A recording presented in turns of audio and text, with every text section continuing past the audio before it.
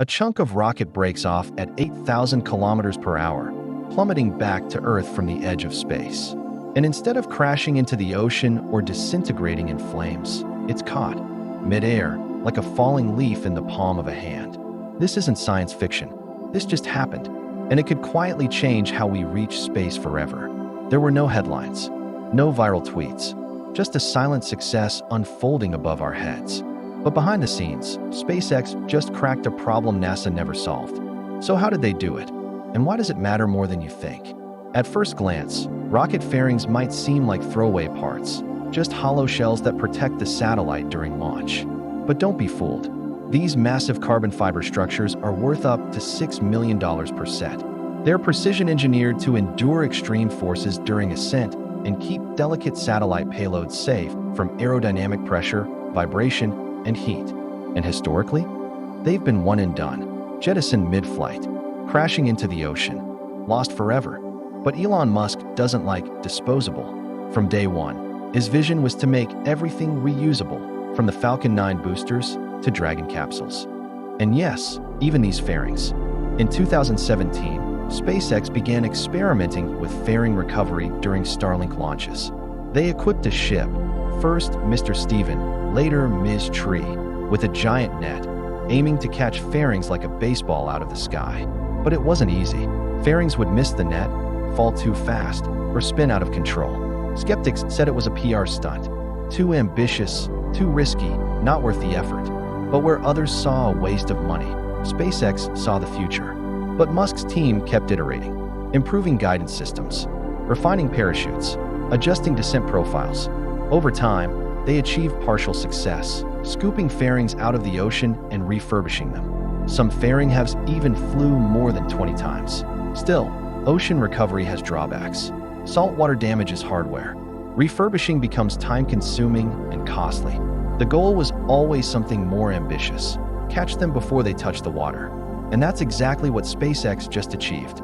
Just days ago, during a routine Starlink launch, SpaceX did something extraordinary and didn't even make a big deal about it.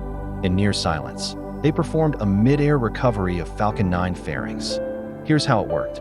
Once the rocket passed through the upper atmosphere, the two fairing halves separated and began their slow fall back to Earth.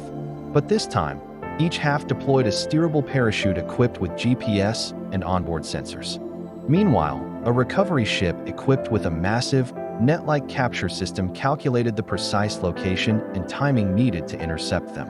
Using AI-driven navigation, the ship adjusted course in real time. And then, boom, the fairings didn't splash into the ocean. They landed cleanly on the net. This wasn't just a cool moment. It was an engineering masterstroke. By avoiding salt water, SpaceX eliminates most of the wear and corrosion that made fairing refurbishment expensive and time-consuming. And with each catch, launches get quicker, cheaper, and way more efficient. And for a company launching nearly 100 rockets per year, those savings multiply fast. Let us put it in perspective. Fairings make up nearly 10% of a Falcon 9's total cost. Multiply that across hundreds of launches, and SpaceX is potentially saving hundreds of millions of dollars over time. But what's really impressive, they didn't host a live stream. No press release. They simply logged the success and moved on. Because for SpaceX, what once seemed impossible is just becoming normal. That's the real breakthrough. So why does catching a piece of a rocket midair matter? Because this small step is part of a much bigger revolution.